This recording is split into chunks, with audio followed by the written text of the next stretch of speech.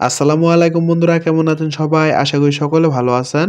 তো আজকের ভিডিওতে আপনাদেরকে দেখাবো কিভাবে আপনারা খুব সহজেই ইমোর ব্লক আনব্লক করবেন। তো ইমোর ব্লক আনব্লক করার জন্য আপনাদেরকে শুরুতেই যে কাজটি করতে হবে, যদি আপনাদের ইমো অ্যাপসটি আপডেট দেওয়া না থাকে তাহলে আপনারা সরাসরি আপনার ফোনের যে প্লে স্টোরে অ্যাপসটি রয়েছে আপনারা সেই অ্যাপসটি এখান থেকে ওপেন করে দিবেন। তো ওপেন করে দেওয়ার পরে যদি আপনারা সবার নিচে এই কর্নারে একটু লক্ষ্য করেন, দেখতে পারবেন একটা সার্চের আইকন রয়েছে। আপনারা এইখানটা একটা ক্লিক করে এইখানে ইমো লিখে সার্চ করে দিবেন। তো সার্চ করে দেওয়ার সঙ্গে সঙ্গে দেখতে পারবেন আপনাদের সেই ইমো অ্যাপসটি কিন্তু এইখানে চলে আসবে।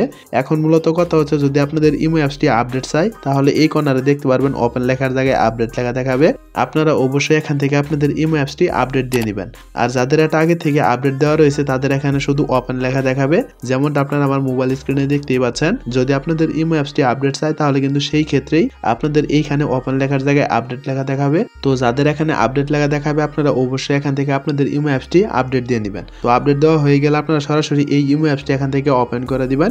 এখন চলুন আপনাদেরকে দেখাচ্ছি আপনারা ইমোর ব্লক কিভাবে আনব্লক করবেন। তো ইমোর ব্লক আনব্লক করার জন্য এখন আপনাদেরকে যে কাজটি করতে হবে, সবার নিচে এই কর্নারে যদি একটু লক্ষ্য করেন দেখতে পারবেন একটা প্লাস আইকনের চিহ্ন রয়েছে। আপনারা এই চিহ্নটির উপর একটা ক্লিক করে দিবেন। তো ক্লিক করে দেওয়ার সঙ্গে সঙ্গে দেখতে পারবেন এখানে কিন্তু বেশ কিছু অপশন চলে আসবে।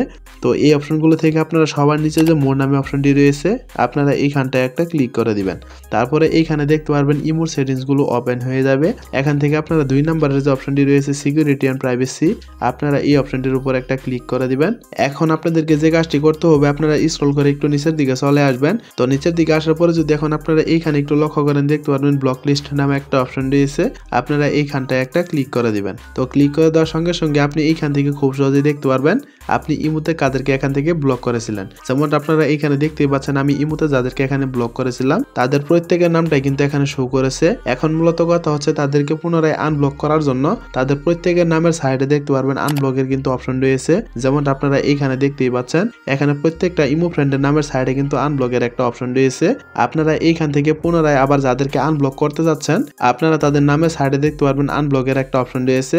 আপনারা সেই অপশনটির উপর একটা ক্লিক করে দিবেন। তো ক্লিক করে দেওয়ার সঙ্গে সঙ্গে দেখতে পারবেন এখানে কিন্তু আনব্লকের একটা অপশন রয়েছে। আপনারা এইখানটায় একটা ক্লিক করে দিবেন। তো ক্লিক করে দেওয়ার সঙ্গে সঙ্গে দেখতে পারবেন এখান থেকে কিন্তু সে অলরেডি আনব্লক হয়ে গিয়েছে, যেমনটা আপনারা আমার মোবাইল স্ক্রিনে দেখতেই পাচ্ছেন।